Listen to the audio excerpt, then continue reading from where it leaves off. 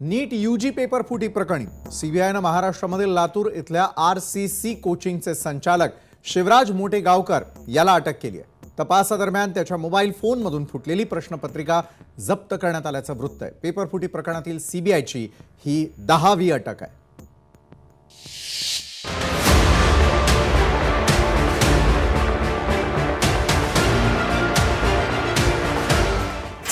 नीट paper फुटी प्रकरणात सीबीआयकडून 10वी अटक।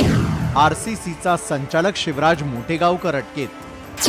मोटेगावकरच्या मोबाईलमध्ये आढळली फुटलेली प्रश्नपत्रिका।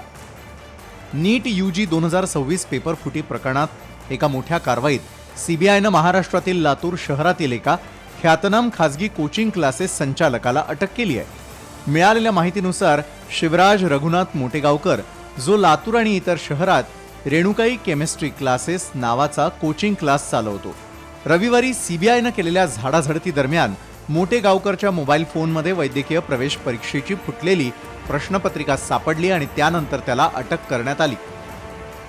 लातूर जिल्ह्यातल्या रेणापूर येथील मूळचे रहिवासी, शिक्षण तज्ञ, स्पर्धा परीक्षा मार्गदर्शक, आरसीसी पॅटर्नसाठी प्रसिद्ध, नीट, जेईई, एमएचटी, सीईटी मार्गदर्शन, MSc chemistry gold medalist, SET, NET, JRF, DRDO, GATE, BARC, TIFR पात्र, लातूरसह महाराष्ट्रातील विविध शहरांमध्ये आरसीसी शाखा, लातूर पॅटर्न शिक्षण पद्धतीशी संबंधित नाव, वैद्यकीय अभियांत्रिकी प्रवेश परीक्षांसाठी विद्यार्थ्यांना मार्गदर्शन, केमिस्ट्री विषयातील तज्ञ शिक्षक म्हणून ओळख।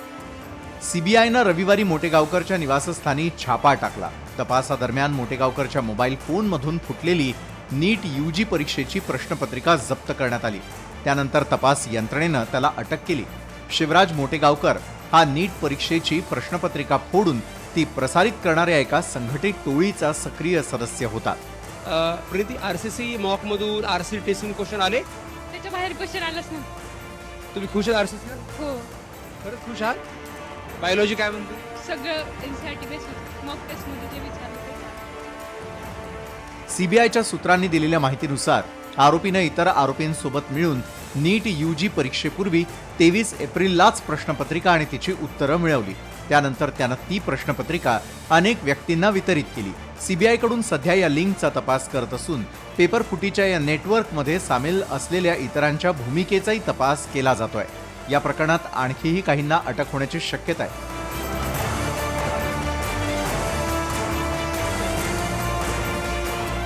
नीट पेपर फुटी प्रकरणी मोटेगावकरला सीबीआयनं अटक केल्यानंतर लातूरमध्ये शिंदेंची शिवसेना आक्रमक झाल्याचं पाहायला मिळालं।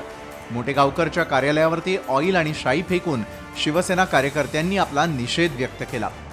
माननीय स्वर्गीय चाकूरकर साहेब असतील, स्वर्गीय विलासरावजी देशमुख साहेब असतील, सर्व सामाजिक कार्यकर्ते असतील, कलावंत असतील, तुमच्यासारखे पत्रकार असतील, इथले टॉपचे विद्यार्थी असतील, इथले व्यापारी असतील, ह्या सर्व उद्योग असतील, यांच्यामुळं हा लातूर पॅटर्न निर्माण झालेला आहे, ना की मोटेगावकर कुलकर्णीमुळं कुठलाही लातूर पॅटर्न त्या ठिकाणी निर्माण झालेला नाही।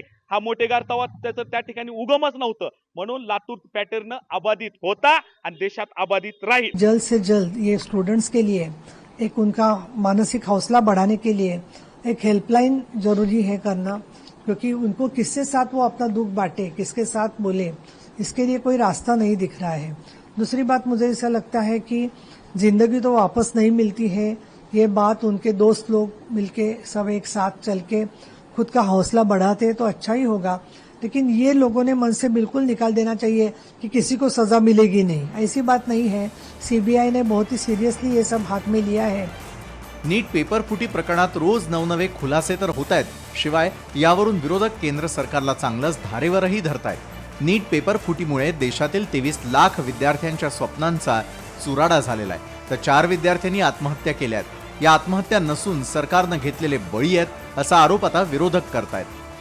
आपल्या इथं आपण पाहिलेलं आहे की स्पर्धा परीक्षांचे पेपर कशा पद्धतीनं फुटलेले आहे। मुलं, काही ज्या 4 लोकांनी आत्महत्या केल्या आणि आता हे जे आत्महत्या तुम्ही सांगतायत, आई वडील जमिनी विकून, सोन्याचे दागिने विकून पोरांना शिकायला पाठवतात, पोराला नोकरी लागेल, चांगल्या ठिकाणी पोरगा पास होईल, हे जेव्हा सगळं भंग होताना दिसतं त्यावेळेस पोरं हताश होऊन आत्महत्या करतात। ह्या आत्महत्या नाही आहे, या सरकारच्या करप्शनमुळे झालेल्या हत्या आहे. आमचा स्पष्ट आरोप आहे, सरकारी हत्या आहे या.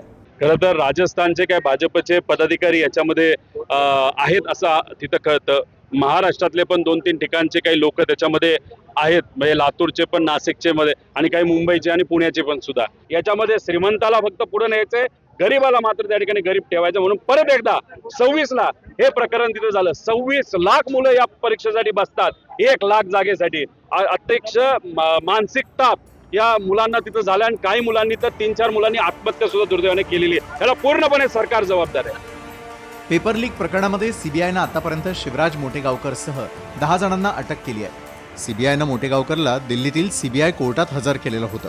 मोटेगावकरला आता 9 दिवसांची सीबीआय कोठडी सुनावण्यात आलेली आहे. महाराष्ट्रामधून मोटेगावकर शिवाय मनीषा मांढरे, प्राध्यापक PV कुलकर्णी, शुभम खैरनार, मनीषा वाघमारे, धनंजय लोखंडे यांना, तर इतर राज्यातून मांगीलाल बिवाल, विकास बिवाल, दिनेश बिवाल, यश यादव यांना अटक करण्यात आलेली आहे.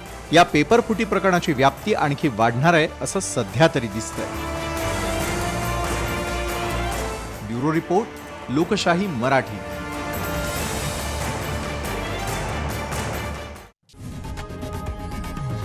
लोकशाही मराठी ऐका, पहा, जागरूक रहा.